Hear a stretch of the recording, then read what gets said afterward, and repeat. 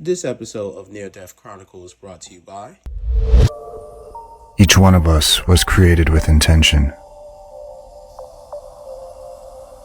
We are not meant to merely exist.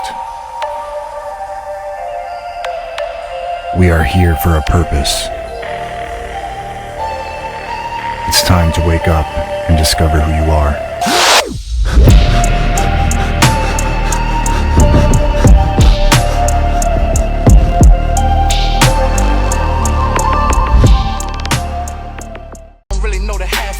They don't know I did my math on it. Got the bag on them, I just laugh on it. Cause I remember nights I ain't had nothing. Now I see what God had for me in the first place. He sent me back to my birthplace. I saw the curse break, then the earthquake. Wow.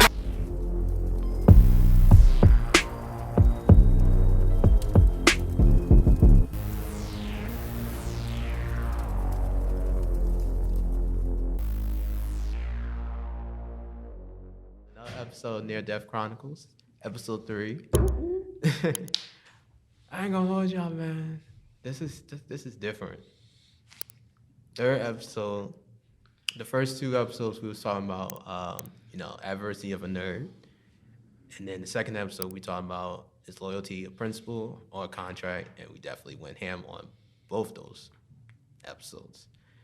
Now we're gonna do something a little different with this episode, really, because we went in on the subject matters, but the thing that I find that was a little missing was that we haven't really discussed our origin stories.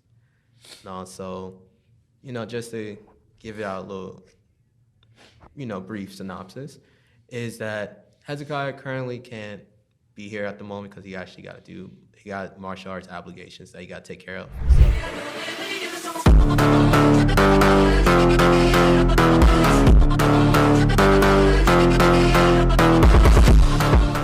So, people, y'all gonna learn about them in the future and stuff. So, currently, what we have right now, we got my boy Weets, and then we got my boy Sam, and we actually got a future collaborator with us, Black Sasuke. How you feeling? I'm feeling good. All right. Blessed to be here. Budget free, right? Black Sasuke. All right. So, just to break down a little bit, Near Death Chronicles, I ain't gonna hold y'all, like 2 or 3 months ago, I didn't really think that this was possible. It was one of those moments where I was kind of down in my luck. I felt like I failed everyone. I was going through a crisis in life where, I felt like I lost my purpose. I was going through family matters and such that, I had no problem breaking that down later on and stuff. But when you feel like you are at a state of pure defeat, you just kind of become a drifter on not only your purpose, but life, subconscious, soul. And the main thing that you're trying to look for really is the understanding of who you are, right? So, Near Death Chronicles is one of those things where it's at the beginning stage, but it's crafting. It's molding as clay. Yep. And the best way to do it really is to actually have a team. So, I had this idea that came up a while back where, I had the opportunity to actually go and talk about my life, which is why we're doing that and stuff. Not only just me, but, my team today. But I'm going to just go start with me. So, sorry, it's a lot in a good way. Yeah. So I was born in Newark, New Jersey, back in '95, September 30th. So I'm a Libra. At that time, I was born in the house. I remember it was in the morning time. My mom didn't know that she was pregnant. She had a flat stomach. So, wow. From what I remember, she told me that she was chilling in the tub, and she just said that she felt like she had gas. You was a pain in the ass, huh? Yeah. More like cramps. Perfect scenario. Right. So, so she just said that she was in the tub, washing everything, and then Yo, not the wing. Not the way. Literally. Was that you? Yes. You're a loud baby. But you know what though? I have saw what's it called? Like what's these shows on MTV? Was it like Teen Mom when I was Yes. like a kid and stuff like that? Or like 16 and Pregnant, I think it was. Yeah. I remember I seen this one girl, she was at like a college or something like that, and she had came down from like the top bunk and she went to the bathroom and she's like, yo, I don't know why I'm throwing up and da da da da. Girl, you was pregnant the whole time. Yeah. Like, you know, like I'm telling you, flat belly, 9 months. Mm-hmm. She did not know she was pregnant. Shorty girl drinking, doing her thing, like Yeah. like, It was. it's black. Yeah. And I'm like, The only thing my mom said is she had like cravings, but it wasn't nothing else. And how far was she in? 6 months? Like 4 months? No, she said it was a whole 9 months. She didn't know. She didn't know. Wow. So I was Miracle, born. baby. Yeah. Right. well, yeah. that happens. And you born? I'm born. You know. You're here, blessed. Okay. So she told me that I had like an angel kiss on my forehead. I'm like, I'm trying to figure out what is it I might need another one. All right, so we made a joke saying that I was baptized by the angels with the angel kiss and stuff. So Stamped by the angels. right. So fast forward, I was 3, so I moved to Atlanta, and also, people that actually really knows me like that, they kind of tell based on my mannerism that I have that little Southern hospitality of me. So I'm quiet, but I'm very nice at times. Like if I really like you. Like if you're cold or anything, I'll make sure that you're okay. If you're hungry, you know what it is though too. It's like I'm also Caribbean too. So my dad's side of the family are Haitian. So that's another thing as well. Like we believe in family and friends. Very, very family oriented, Exactly. loving and caring. Mm-hmm. So from the age of 3 all the way to 6, I ended up moving to New Jersey to hang out with my dad and his family and such, which I ain't gonna hold y'all. Like it's a blessing at times that I actually got the chance to visit that side of the family, really, because don't get me wrong, my mom's side of the family was nice and great and all, but my dad's side of the family, like I understood unity, I understood love, I understood what a family is about and such, because my cousins became my brothers and sisters. And we used to do the most baddest things, like, oh my gosh, like Ed, and Eddie is a good example. We was that bad. It was me, my boy. That was my show. Honestly. And we was just, like, the funny thing is, there was some episodes where we actually got inspirations of watching them. And imitated them. Yeah, imitated them. And then while we was having stereo too, we was watching. This is how you could tell we was bad, because we was watching Maury. Dang. Maury and Jerry Springers. I'm gonna hold you. I was watching all of that too. Yep. Okay. So Maury, Jerry In the Springer. I was morning. watching mad judge shows and stuff. Tom and Jerry. Tom Yeah. and Jerry. Time and So we no. Dogs. No. Vibrate. Not that. in So- the middle. in the middle. But Cut that out. Got that out. my gosh. But yeah, so we had all these different shows. Had a great time with each other. Me and my cousin. We had, a nanny, France and stuff. What was her name? Mommy Jella. Who? That was her name. Mommy Shala? Yeah. Sounds Haitian, right? She's That's not Haitian? That's not Haitian. it's French. Is it Creole? Yeah, it's Creole. Haitian. Yeah, There you yeah. go. Wait, I got It lost sounds- for a it second. sounds- Who's that? So we had a nanny. Oh, you. Yeah. You guys. Okay. Yeah. So me and Mommy my What Shala. show was this? Mommy Shala. No, I'm Haitian, so it just sounds familiar. yeah, exactly. So we had a nanny. Her name was Mommy Jala, and Mommy Shala. and oh man, like my Creole was terrible. Same. Like, oh my Yours? gosh, like I got made fun of. no, that's the thing I gotta work on now. It's like I could, like, when I'm speaking Creole and stuff, like it's trying, like I used to know how to say a few words in Creole. I used to know how to say a few words. I grew up very diverse. exactly. So, but that's, Yeah. I'll say that when my story comes. Right. So, at that time, the funny thing about it too, and I want to ask this for you, Sam, is when you were in trouble, do you know when you were in trouble? When they speak in Creole and then you feel it? Yeah, you feel the energy. Okay. You know, something's about to go down. You just You're know. like, oh my god, like, what are they whispering about? Oh my god. Yeah, okay. Nah, so the only downfall about that is that my cousins was evil. I would tell y'all real quick. In a good way. It's funny way actually. I remember my cousin had me saying we, meaning yes to We. everything. We. Yeah. So there was a time where something happened, and again, like at that time, the only thing I knew was yes. So you imagine how bad that is to say yes Yeah. to every. So So they got me on that. So my grandmother and my grandfather, and then the nanny, Mama Jella, used to ask me in Creole, and I say we. Damn. Oh, no, they set you up. Yeah, They set you so up. I was- they were- oh my- That ain't hurt. So at the time, I was a guinea pig on those situations. Until I got smart on it and stuff, and I got smart and I was the fastest, too. Okay. And also because of those good times and stuff, I became a ninja. So every time, childhood. right? So every time there was trouble in the midst and stuff, I didn't even have to if I feel something as an instinct, like something happened, or if I hear like a loud ass noise, I'm on. I'm going.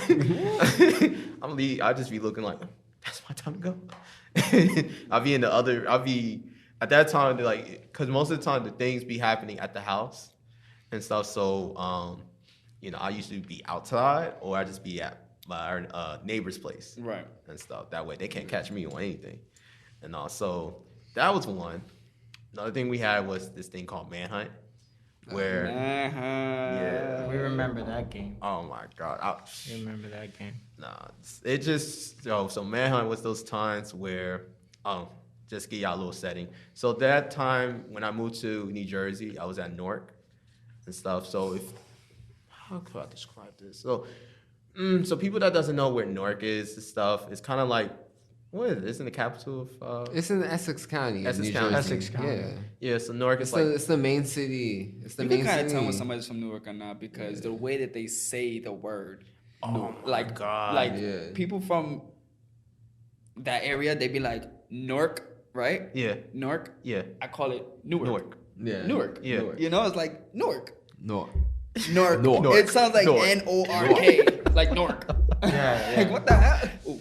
It's a whole. Trust me, we get to a whole. Oh man, I got to a whole argument about that too. I'm like, okay. I'm like, y'all can't say the goddamn word correctly. It's Newark. I'm like, Newark. How do you say New York? New York. New York. Yeah. New York. Everyone says. New York. You gotta say it with that accent. New York. Child. You gotta put the jaw. New York. Yeah, but go on with what you're Anyways, saying. continue, yeah. Yeah. All right. So Manhunt, that was something. So at that time, it was me and my cousins. So I had a cousin named Isaiah, and then I had a cousin named TT and stuff. If y'all listening, what's up, y'all? So so it was us two, and then we had family friends and basically a whole crew that was in that block. And all. So in total, I would say about 9 to 12 kids in total, and we're all bad. Like we all have our own reputation of what we did and stuff. So we even had some kids that's oh, this is terrible. So we had some kids that from our remember that they actually did Grand Theft Auto. Oh, nah. Yeah, it was bad, yo. Grand Theft Auto, Ding Dong Ditch, vandalism. They had this. There was a prank there at the time where mad people put like M80s inside a watermelon, Oh my god. and it exploded in the middle of the block. And yeah, We used to throw fart bombs throughout my block.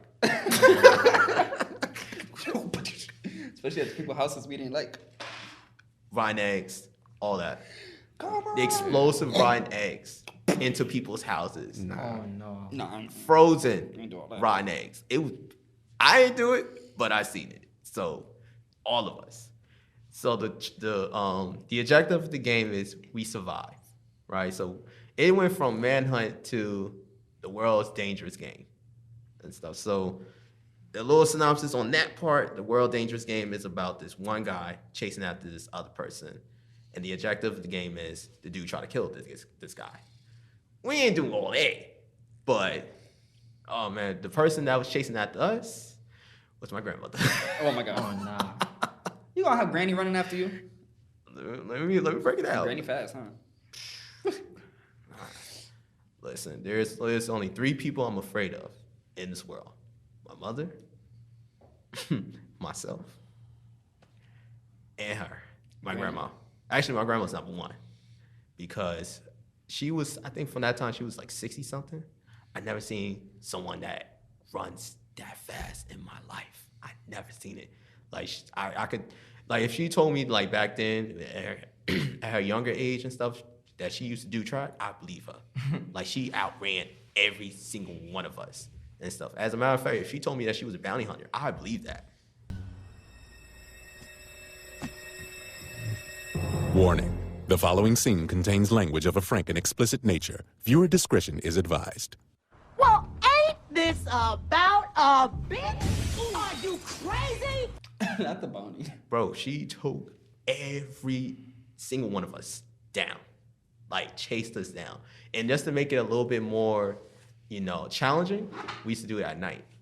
Oh my God. So I don't know what that is. Like, she had, like, night goggles and all that stuff. Like, her eyes, like, she had the cat eyes and all that stuff. She chased us down. Like, it's nuts. Eating her carrots.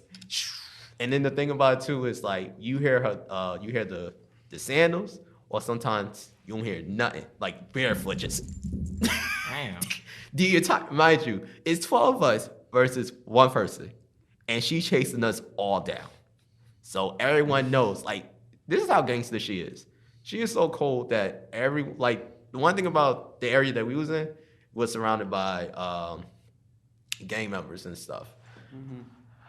A lot of people, a lot of affiliations and stuff that I can't really get into details about that. But they all knew not to with her. Because if she find out what you did, it's over. You worry about the cops? No, don't. In that situation, you worry about her. Damn. Because she will find out. So how do you think, like, all that, like basically explaining your child, how do you think that, like, how does that factor into, like, your purpose and, like, who you are? I would say, so, explaining that story, I would say that my grandmother definitely helped me a lot. And I started to be conscious about what to say, who I'm with, and be on my toes. So at that time, I was fast and all, but I wasn't using it in a proper way.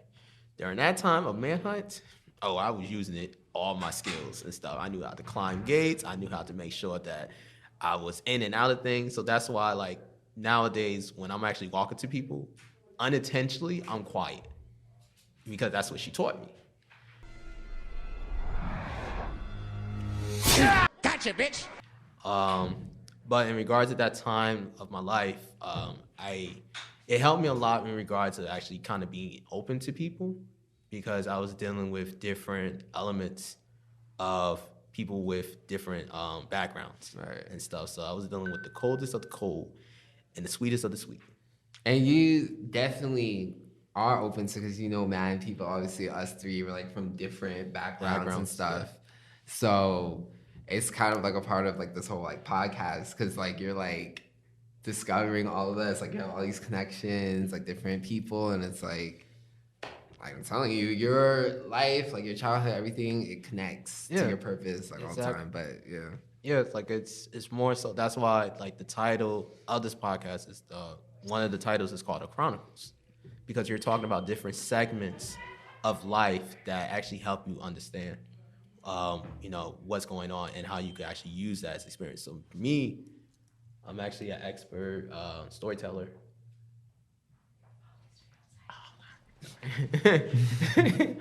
Sorry. So I'm like an expert storyteller in regards of like telling people like where I came from. I'm an open book. I could just get into that and stuff. But you know, as time goes on, I just knew that I could use that as an experience to not only open up to people, but also to actually understand where they come from.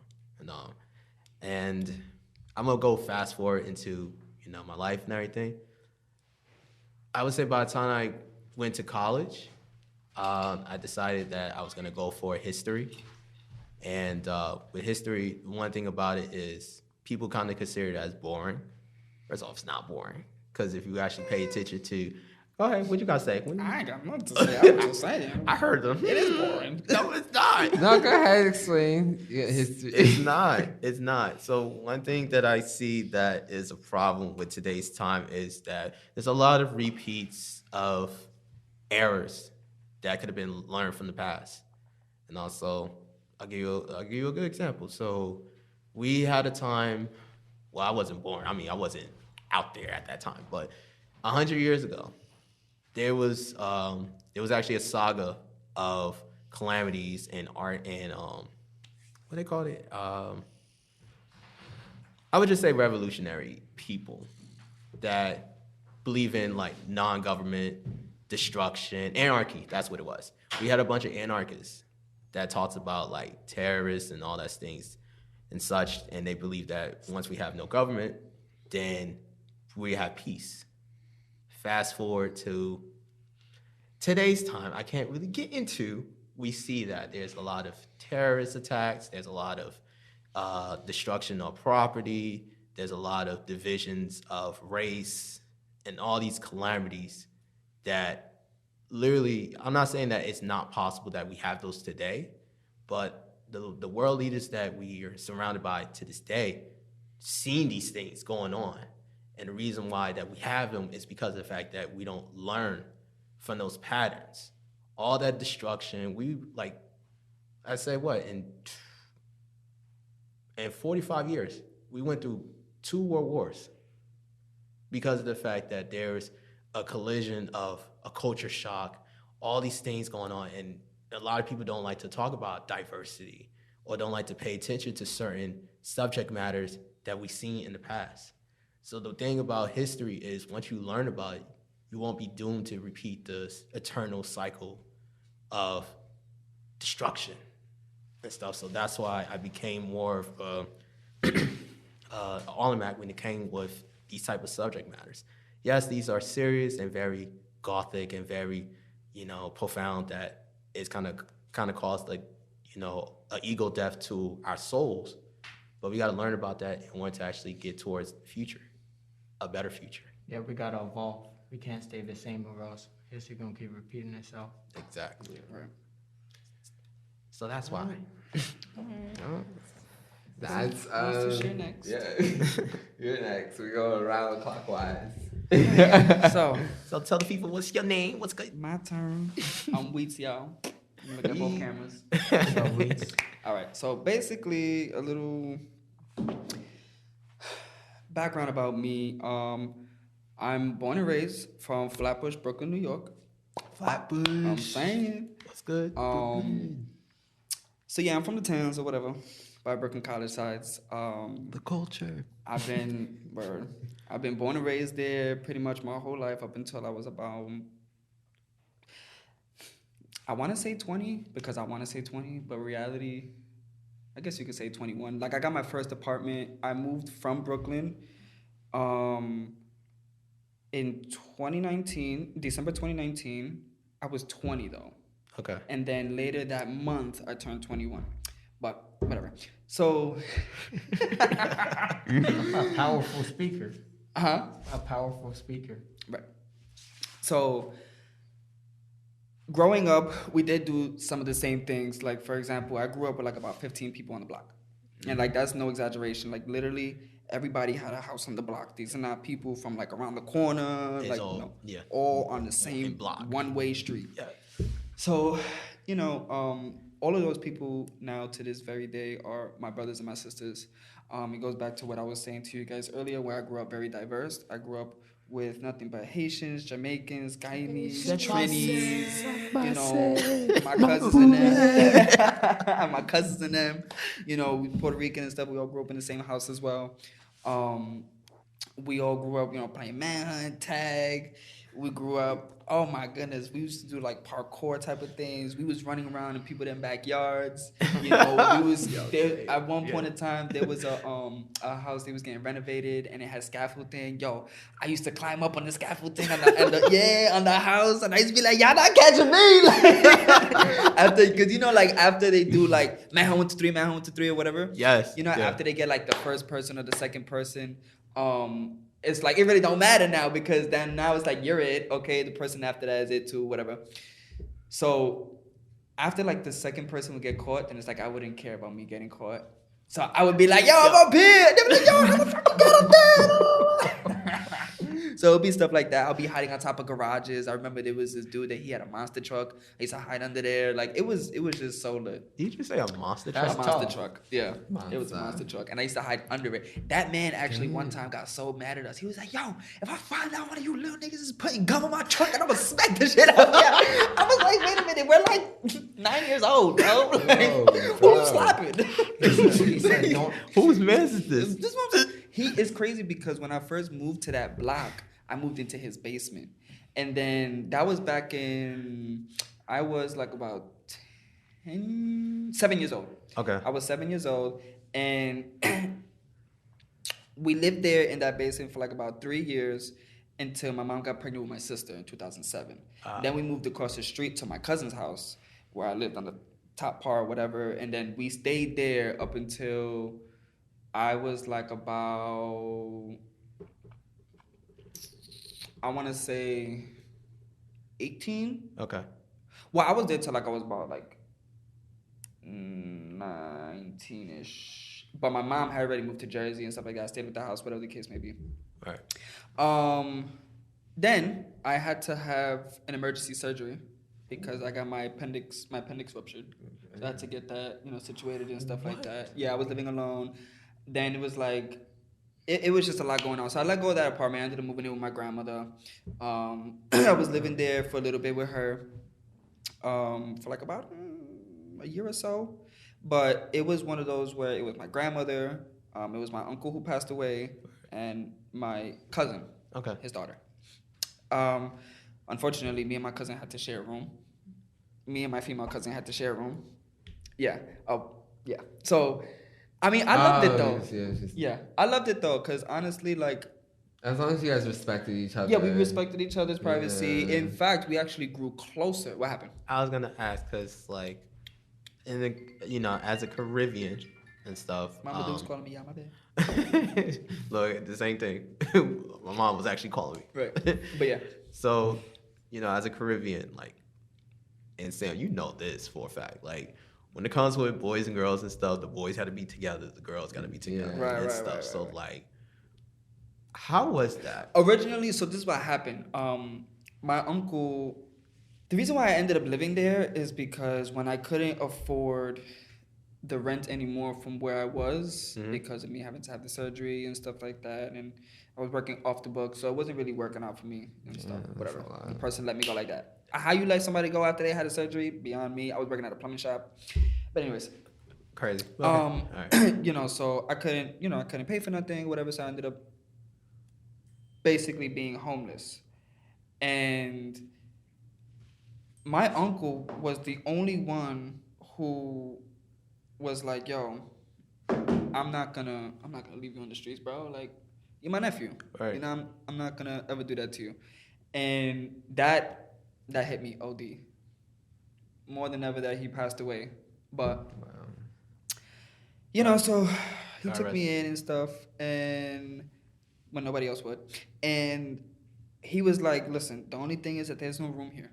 But I'm also not gonna leave you in the street. So originally it was supposed to be that I was supposed to sleep in my grandmother's room because she had like a little futon and stuff like that, whatever. Cool. Yeah. She probably didn't like my grandmother moves around a lot. I love that woman to death with my whole heart and soul. But she kept me up.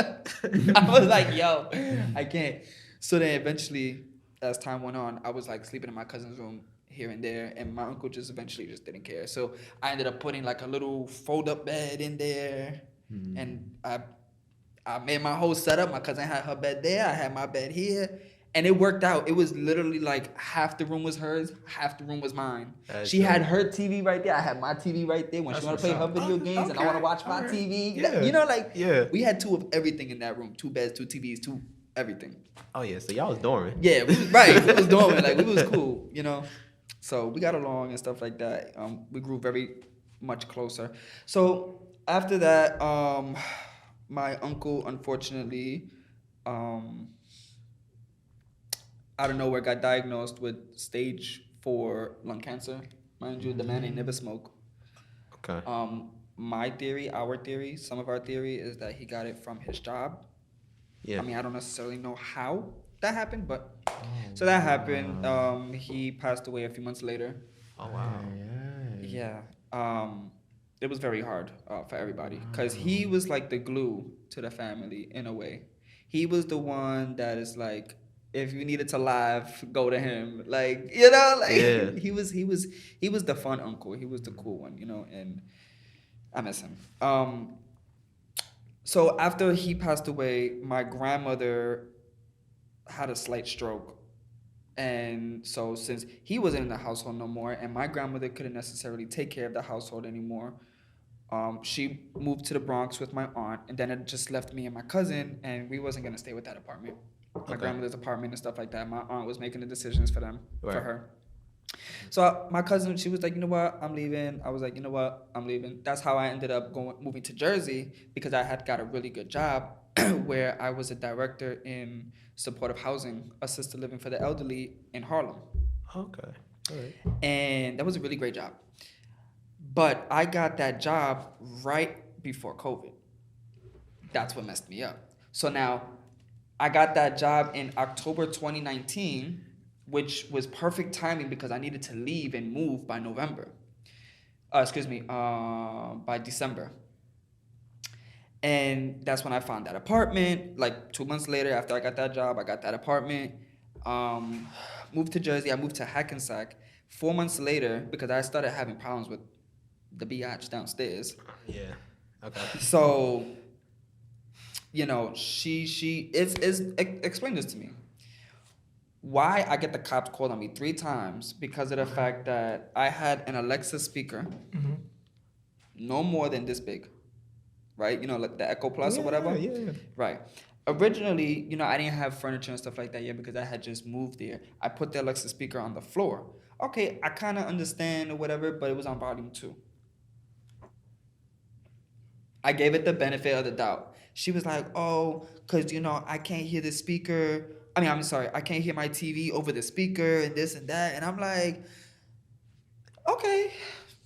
Okay, even though it's on volume 2, but okay, I'll pick it up off the floor. At that point, I put it on the table. This is another day now. I get the cops calling me again because of the fact that it's on volume 2. This time, I'm like, okay, maybe, you know,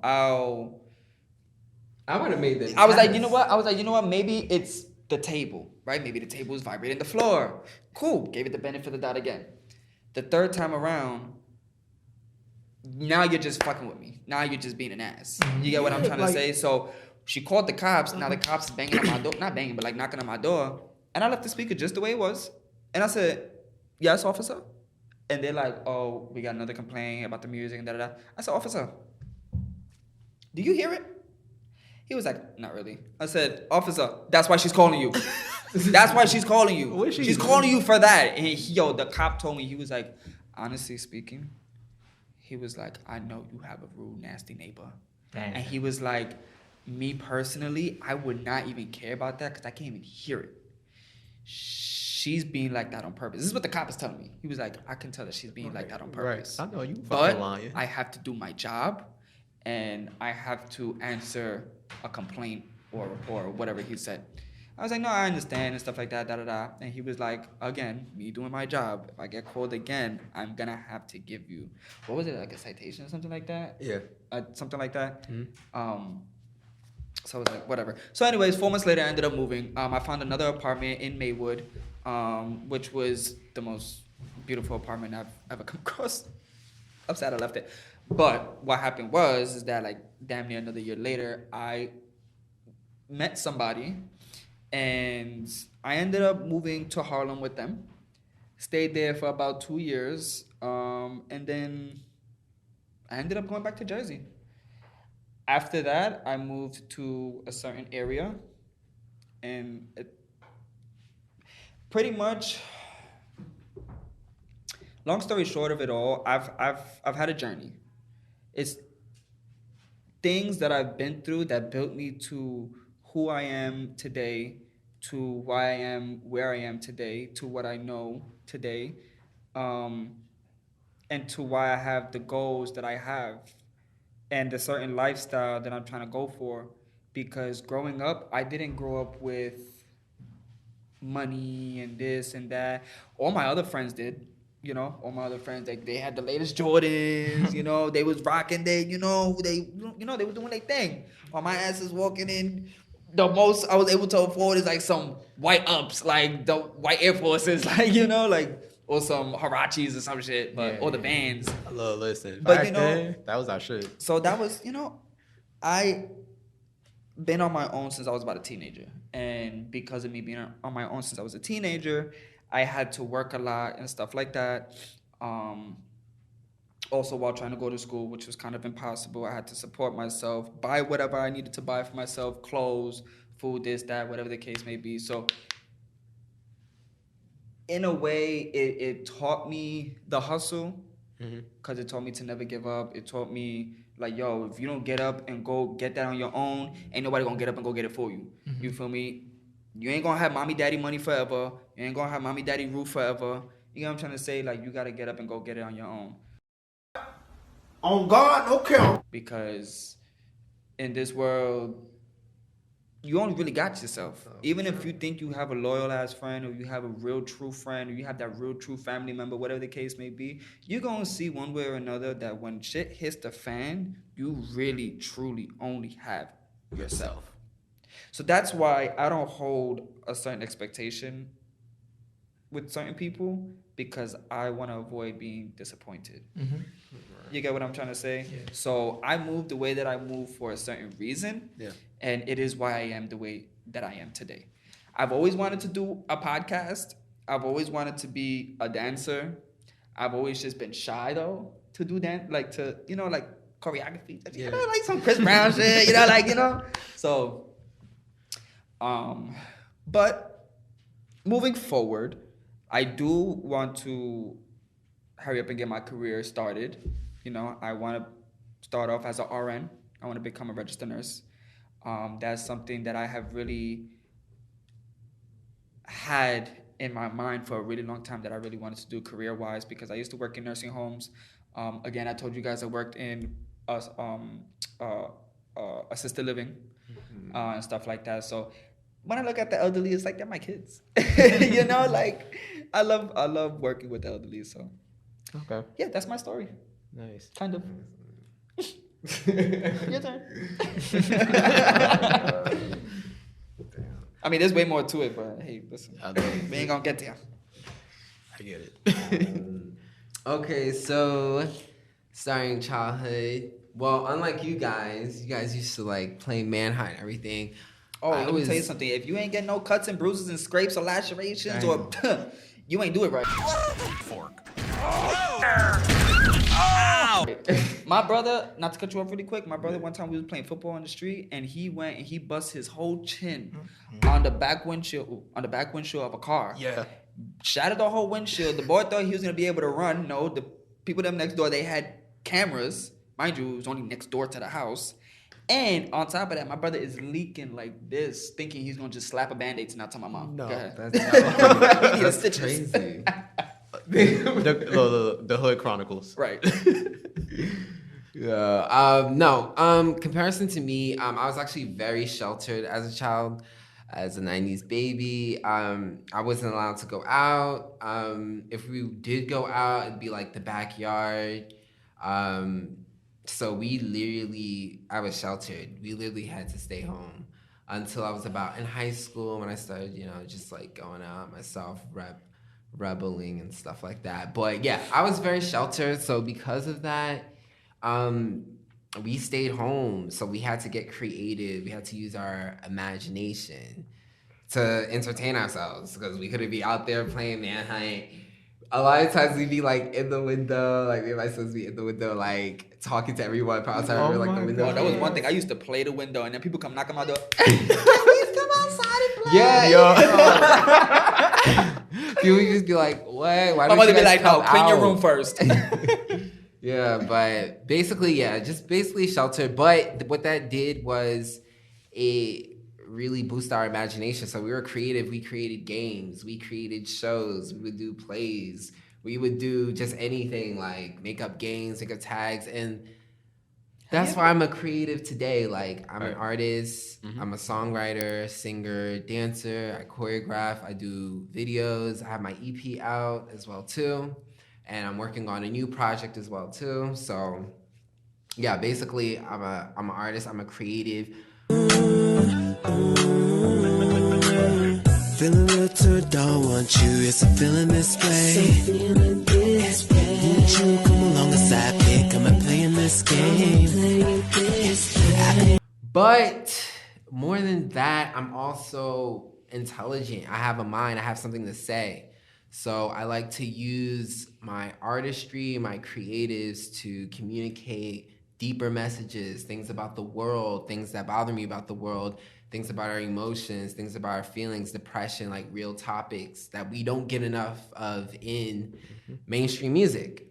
Because, and I love fun music too. I make fun music as well too. Everything doesn't have to be deep, but I feel like there needs to be more of a balance. And this podcast is a great idea because it pretty much allows you to speak and talk. So as a creative, as an artist who makes music and who wants to communicate deeper messages through the music, this platform is perfect because it just more so expands on what I want to do and what I want to say. So yeah, that's me. I'm an artist. I'm a music artist. I'm from Jersey. I sing, dance. Definitely check out my music online. I have all of that. So that's it. Yeah. Hopefully we're gonna be able to drop that link somewhere for. Yeah. We're gonna drop that link somewhere for you. Right there. Yeah, definitely. I'm on. My music is on TikTok, Apple, Spotify, everything, all streams. So definitely gonna get that. Y'all go check that out. I'm sure it's on fire. So Sam, I got a question. So, we're hearing about your childhood being sheltered and stuff. So what was the main thing that kept you going? Yeah. Because I can't be sheltered. I'm too much of a rebel to be sheltered. Me too. I'm out. I was so scared of butt whoopings. Like I hated that. I did not want a butt whooping. Like my older brother, because I'm the second oldest, he was really rebellious and he would just go and then come back and get like a huge ass butt whooping. I could not stand butt whoopings, so my ass stayed home. It got to a point where I got used to these ass whoopings. Yo, say. I got used to that. What? You did what? And I still do it again. I don't know. But when it came to my dad, though, my dad was a big dude. I am gonna hold you. He had like them bare hands. Like when a bear just open palm smack somebody. Yeah. Guys. My dad will open palm me. I could not do the butt whippings. But what I eventually did in my trach was once I got into high school, I did lots of activities like track, theater, all this type of stuff.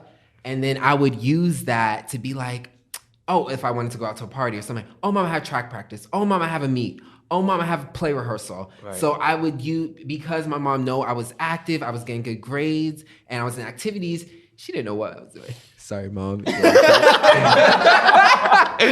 I would always use that as an excuse on weekends. Oh, I got a track meet. Oh, I got track practice. And my mom's Haitian. They don't really care to go see your track meet or your play or whatever. They just glad that you're doing something and you're getting good grades. So I'd be out. I would use like my activities as an excuse to get out. But when I was in like middle, elementary, I just stood home and was like in my imaginations, like acting like I was like Superman and like playing around and stuff. Damn, remind me of my high school days. Yeah, I'm like, look, I was in so many clubs. I was in Watery. I was in what was it? Sigma Beta and stuff. I definitely need to go back to high school. Those was good times. There was so many clubs I was into and stuff, and then I had badass friends as well and shit. Those parties. I had some. Sorry, Mom. I had some bad friends. Look. In high school, in junior high school, just in life in general, like sometimes I miss my childhood. Yeah, like I missed the don't. crazy. I missed. I feel that I miss. I feel more like a child now than I did when I was younger. Like when I think about like my kid days, I felt like I was more like an adult. It was like chores, stay home. I feel like I'm more of a child, and I know it sounds crazy because we're paying bills now. Mm-hmm. I feel more like a child now. Because you're trying to be more free. That's what it is. I am more free. I do whatever I want. I don't have... That's what I'm saying. You do whatever you want to do and you have fun with it. You know yeah. what I'm I feel like... Back then, you were limited. Yeah. It's like... Listen. My childhood, we didn't celebrate Christmas. Come on. We used to sneak out the house. Yo, it used to be everybody had a curfew like 9 o'clock or whatever, right? Because all the parents on the block... You feel me? At the beginning, it was when the street lights cut on, you in the house. But all the parents on the block knew that each other. We were all just, like literally every single parent on the block, all they had to do was just look out their front window and they see us. You get what I'm trying to say? No, so I get it. They let us rock a little bit. But man, I lost my train of thought. Go ahead. Listen, all I'm gonna just tell you is, how this is not. Sorry. You know how you joking about something you have a joke and it's just so funny before you even say it. Yeah. So I ain't gonna hold you. I was one of those kids that they needed the Amber Alert. You know how the news they be like, it's 10 p.m. Do you know what your children are? Yo, My dad. Oh, so you're 90s baby, definitely. Oh yeah, that's a 90s commercial. Like, do you know where your kids are? Where your children are? Well, you know what your children. You know what my dad used to do? Even to this day, he does that. He'll whistle. I shit you not. You would hear that shit from around the corner. Oh, my dad would do like a whistle call to all his kids. The man got like 9 kids. To all his kids. So once you hear, I get it. You already know he calling one of us. Everybody looking like this. Who he calling? Nah, he calling you, bro. You're not calling me. You're not calling me. Or unless he does like the long. Oh, that's everyone. He calling everybody. Everybody get to the house. Everybody get to the house. I'm gonna go around and do the same thing. And then, right, there'll be times where, sorry, Dad, if you're listening to this, but there'll be times where I would ignore it on purpose. I'd be like, I'm not no dog. I'm not gonna listen to that. That's how I used to think back then. But I used to be like, I'm not no dog. And then he'll be like, oh, you didn't hear me whistling? You didn't hear me? I used to be like, nah.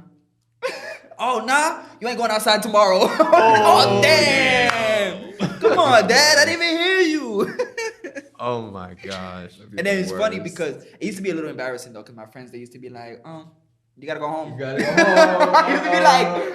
Yeah. Not you knowing my call. Right. They know your call, too. They know my call. Like, damn. Like, Rico. Got to go. Hold on, Weets. Oh, they'll call you Weets. Vito's only for the close ones. Bleep. There's a whole bleep. Right. But yeah, man. Good times. All right, my guy Black Sasuke, what's good? Yeah, I don't gotta Wagwan. Exactly, yeah. Like I don't gotta make it too long, but like you said, fellow artists, I feel like we could relate. Like I had a big imagination too when I was a kid, but my mom let me go outside and play with other kids too, though. But I was born in the Bronx, and I didn't stay there too long. I grew up in Jersey also. I remember my time in the Bronx though. It was cool. We lived with my grandfather before he passed away. And I grew up in Jersey and what part in Jersey? Bloomfield. Bloomfield. Okay. Yeah, it's close to North. Okay. What's good, neighbor? Hey, neighbor. So yeah, like you said too, I was a dancer in middle school. Okay. You guys remember when the jerk was popular? Yes. Yeah. With the skinny jeans. Yeah. You're a jerk. I know. You're a jerk. I know. You're a jerk. I know. You're a jerk. I know. You're a jerk. I know. You're a jerk. I know. You're a jerk. I know.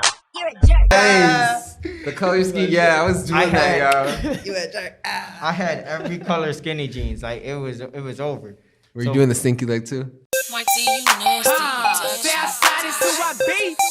Say, I got my G-Spot boys with me, you dig? I was definitely doing that stinky leg. Doing that. I used to do stinky leg in the shower a lot. That's crazy. The shower was my concert, yo. I was the choreo, I was the dancer, the singer, the backup singer. I was the backup. I was everything in my shower. And you didn't bust your ass? A few times. Few times. You in my business?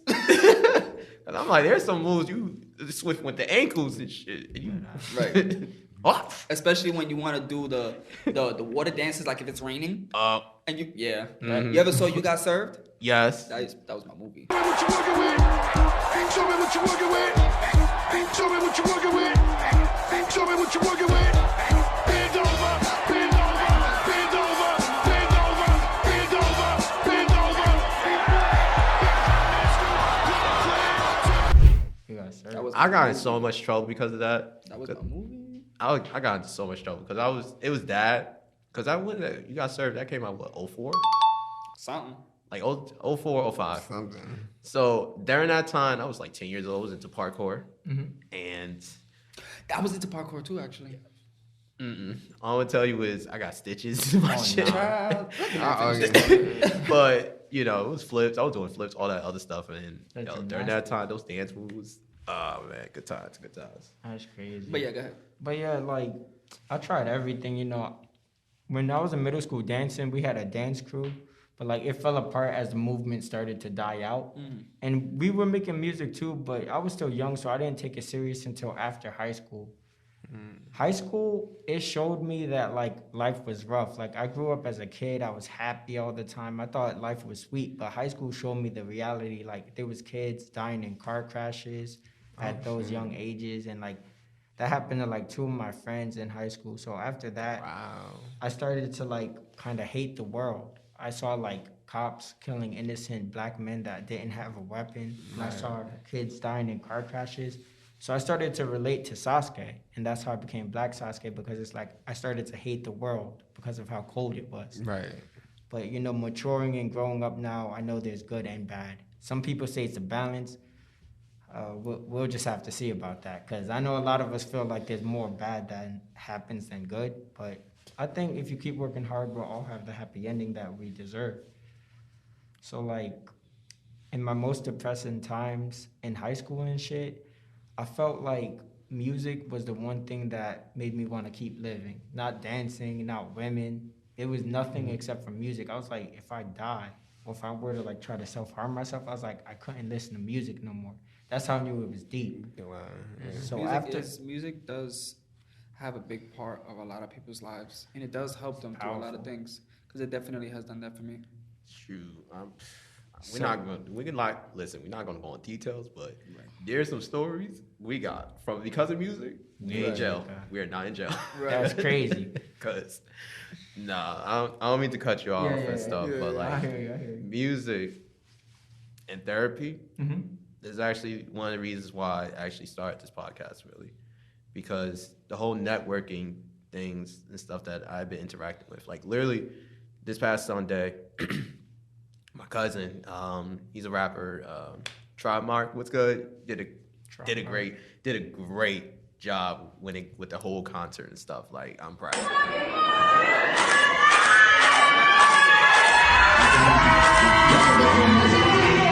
East Coast America, on stage, the one and only Tribe.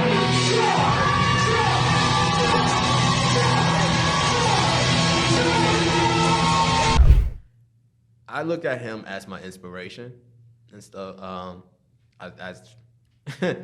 My bad. That's actually one of the other people that I should have mentioned about when we was talking about Manhunt and stuff, because he was the fastest dude. Like, he's a freak of nature back then. He's a freak of nature now and stuff. This dude got cardio for days.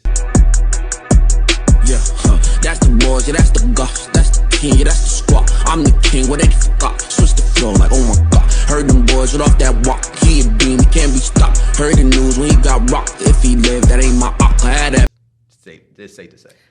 But his music has actually, his drive on what he's doing now has inspired me to actually try to go beyond the horizon of what I thought was life and stuff, because I can relate to you, Black Sasuke. Like, on some real stuff, there's some times where I only saw darkness in my life. And, I'm fortunate that I had Weets, Sam, and Hez being the beacons of my life, actually. Because there were some times where, I'm not saying that I wanted to just want the world to burn and all that stuff, even though it would look so cool, don't you? As a background, you wake up, you're like, ooh, toasty. But not toasty, burnt. Well done. Okay. But, those aspirations, kid you not, has enlightened me to actually just look at things at a balance. Yeah. Because of the fact that if I looked at things at pure darkness, then I'm just gonna grow blind. And when I grow blind, there ain't no point. So we can't get too depressed to where we feel this doesn't matter. Our lives still matter. Right. Exactly. So, with that being said, the question... But then again, that's easier said than done. Right. When it comes to, you can't get too depressed. You know what I'm trying to say? And especially in handling certain things, everybody handles things differently. Mm-hmm. If we learn to appreciate the little things, it'll help not make us so depressed. Yeah. You can appreciate the little things and still... I say that from experience. You know what I'm trying to say? Like, I've seen the little things and appreciated the little things. But I've had my path down the depression road where I'm not proud of. You feel like you haven't been able to cope with all the bad things you've been through. At a specific point in time that I'm speaking about, no. Now, yes. Okay. Now, I was very weak at a point in time. We all start somewhere. We were all weak at one time. I was good. I was strong as hell. And then up until like about last year and a half ago, whatever, I became very weak. Yeah. And then after certain situations were over, which is now, I'm stronger than ever. No. Here you go. You wanted to ask? No, I wanted to know. So how does this all become? How do you become this art? How did this all make you become the artist that you are? So, like, how did you come with the name Black Sasuke? What is your music about? Relating to Sasuke, and how I told you I understood his hatred and hated this world for how evil it can be. Like, I saw Sasuke take a L. I saw him take a loss, and we all could, we could get better from our losses. We don't have to make that be the loss that makes us give up. So I saw him in me, and I was like, you know what? I could do something with this music. Like, I decided to take music seriously finally instead of just playing around with it, and it made me happy. And I knew it's what I wanted to do. And yeah, I just kept going, and I'm not giving up. All right. That's dope. Good. What is your music? Yeah. What is your content about? Like, what's your vibe? What does it sound like? What do you talk about? So, XXXTentacion is one of my big inspirations. I like that he wasn't just a rapper. He would sing, rap, do rock.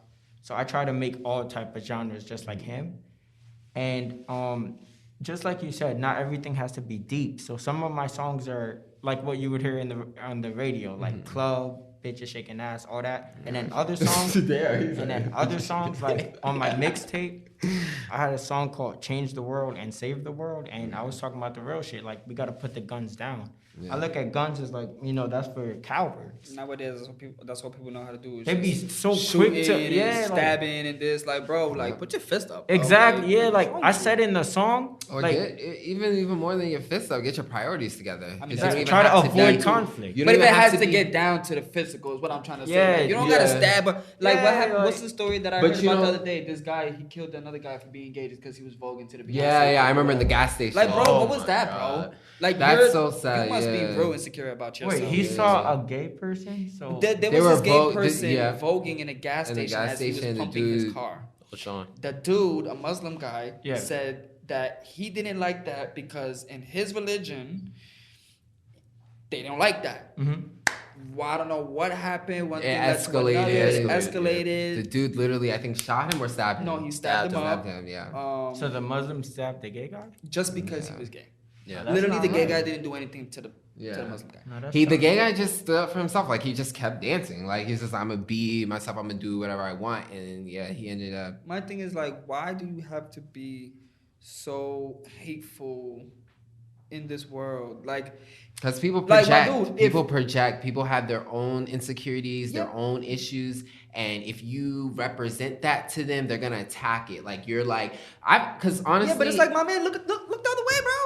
Look the other way. Yeah, no, like, it's stupid. You know yeah, I don't be here minding my business. You minding my business. Yeah. You're minding my business. That's a hate I'm crime. minding my business. Well. That's a hate crime. And it's like, exactly. And it's like, you over here, like, are you gay, bro? Like, you don't feel comfortable about yourself, bro? Because I don't understand. Like, you didn't have to do all that. You didn't have to take it that far, bro. Like, that's real...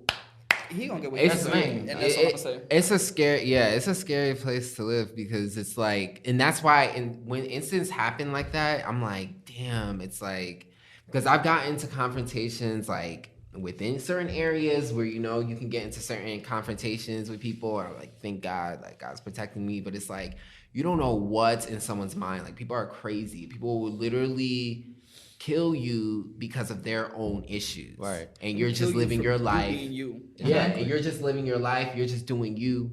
And because that triggers something within them, they want to go and attack you.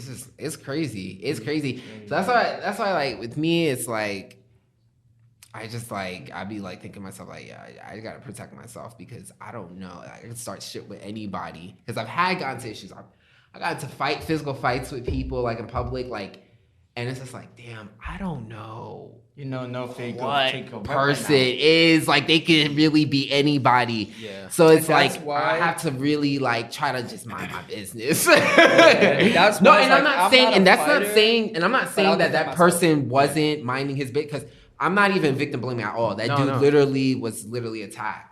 But it's like, it's just, to me, it's just so crazy how dangerous this world is. Like, yeah. Literally. Like, because of how dangerous the world is, that's why it's like, I would never sit there and say that I'm a fighter. I'm not a fighter. I think I'm more of a lover than I am a fighter. However, I'm both.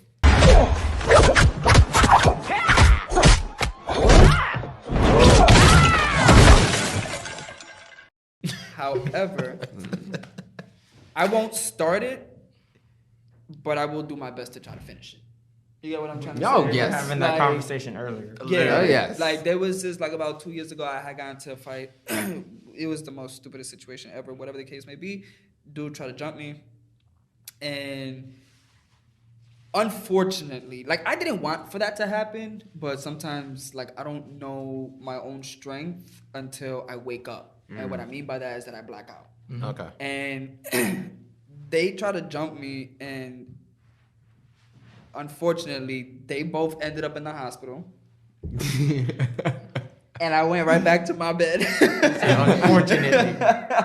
But it's like, again, I really feel bad. Like, I really legitimately feel bad as to the reasons why they needed to go to the hospital. Yeah, like, it was like, I ain't mean to do y'all like that.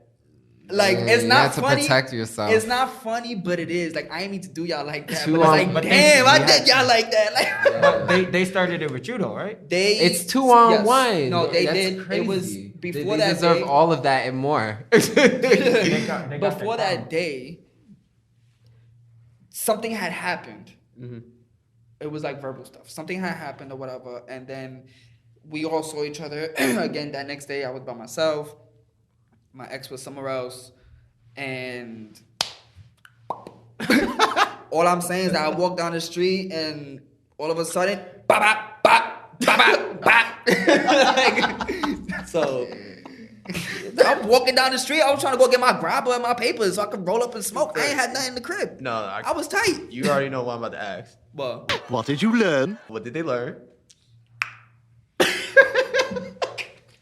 if you gonna press Weets, know what you doing. Know what you doing. Because I got clips, but these hands. Now, this is one thing that I'm gonna say, and just to clear the air. for whoever's watching this and knows that story. I got hit off guard. Okay. Right? The first round. I took care of that first round. The second round, I hit him first. But then now you want to come at me and talk about I hit you off guard and this and that and whatever. But that's how the fight started, though. You got me off guard, bro. Now, let me ask you a question. Why does somebody ask for a round 2? Because they lost round 1. Thank you. Oh, that too. Now, why are you making it seem like you handled that? Like, I'm trying not to say too much. Listen, long story short, regarding the whole thing, I'm gonna let you say exactly what you want to say. Long story short, regarding the whole thing is, again, I don't start the fight, but again, I will do my best to finish it. I cannot control what happens and where you end up. Just don't start with me.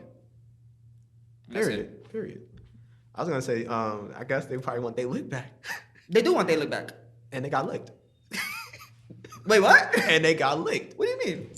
Oh, it's done. No, they're trying to get their look back, meaning like they're trying to get me. Nah, and you lick.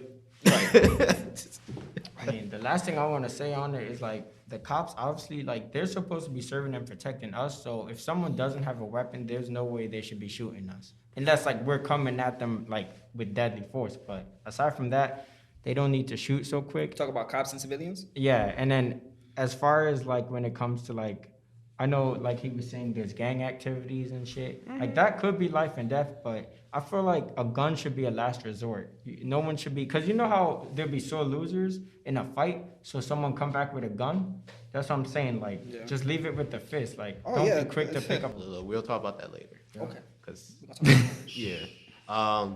because, again, I'd say like this whole thing, Near-Death Chronicle brand.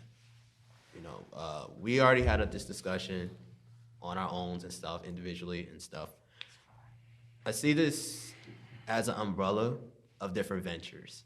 So for me, I'm actually using this as the advantage to actually connect to different people, networking to be exact. Because growing up, having all these different families, aspirations, growing up from Newark, the Bronx, which I got too many stories about that, and Atlanta, all those cultivated to actually be this person that I am. I'm a Renaissance guy, meaning I have all these different talents that I don't like to really talk about at times. Not because of the fact that I'm like secretive and all that, but you know, it goes towards the artist Sade. She's an icon because of the fact that she has like she has this aroma about her, about being mystique. And you could feel her energy based on the music that she plays and what she do, the visuals and all. That's what I want to do, really. Not per se exactly like music, but I'm an artist. I'm more of a guy that's like into doing painting. You know, and I'm a poet and stuff. So this project that I'm actually doing in the future, I'm already discussed it with 4 people so far. But I'm actually focused on doing a mural project featuring these different talents with all these different elements about them and stuff, which I'm going to talk about in the later episodes and all, because I'm actually want to make this as a documentary where I want to talk about their stories. I want to show their art. I want to show their individuality as a way of making not only just a project, but a dimension of a masterpiece. So to go back on this podcast, I use it as a platform for us to actually express our individuality, not only just for ourselves, but for others that just need that safe space. Because that's honestly what is missing in today's time. We are surrounded by so much information and diversity that we choose or choose not to talk about, really, but it has to be in place in order for us to actually share this world. I've been in both sides of, you know, the world in regards of hatred and stuff, because for, I say about a good 13 years, I hated this world. so much that the only people that actually mattered to me was my family and my loved ones, you know, relationships and friends and stuff. So, as a matter of fact, I would give that credit to Hezekiah because we've been friends for 13 years. I actually can't wait for him to actually tell his story because if it weren't for him and it weren't for him, you know, y'all two, Sam and Weets and stuff, I would not be here at all because y'all know me. I don't like to talk at all. I'm not y'all know me as the action guy or if we're having a conversation and stuff, I'm all about the principle to making sure that what we discuss is happened. Straightforward, straight to the point. But I feel as though that with all of this different aspirations that we all have, not only we can build together, but we can make a foundation that is going to make us go beyond the horizon that we even ever imagine. So not only I'm proud that we're here, but it's kind of mind-blowing. And it's going to blow up beyond the mind. It's honestly, so... And there's always manifestation. That's a good show today. We got some things off of our chest. Yeah.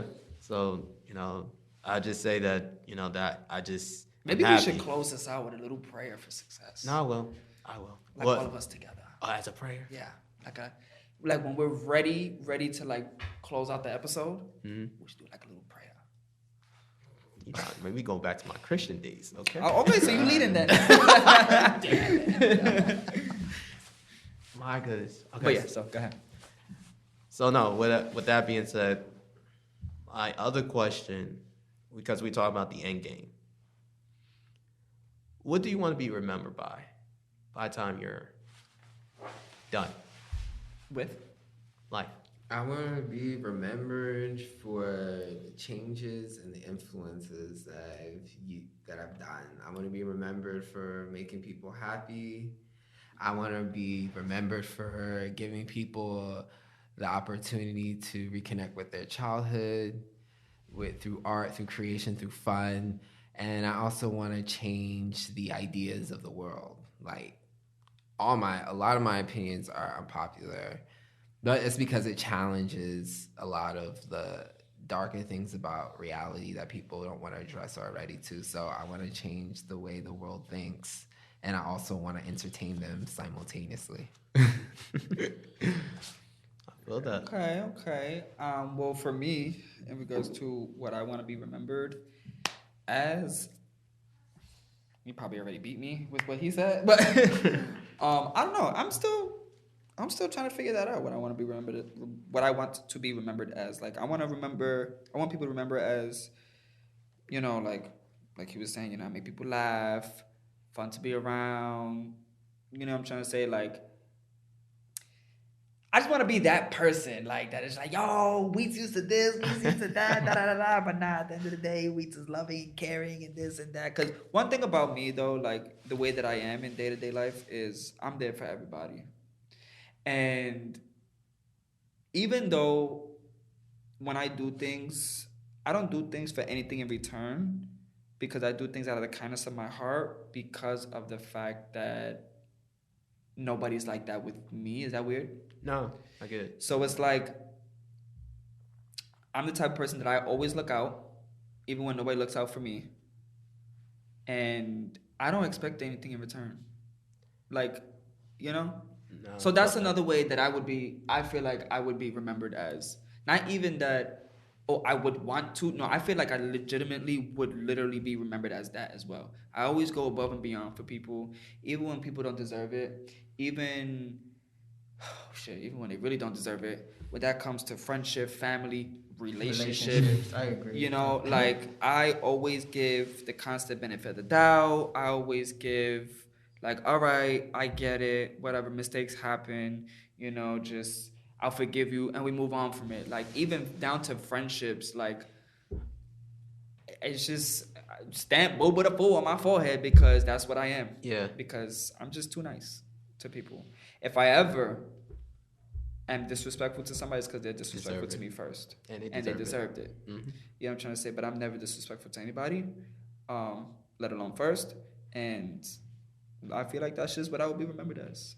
You know? Of course, as life goes on and we progress and stuff like that, we'll be remembered as more. Like, for example, like when I start my career, when we really kick this podcast off and like blow up, like those are going to be the little things that add on to us, what we're known for. Yeah. So, feel that. Like Sasuke? I want to be remembered as someone that, like he said, like was very loving and caring.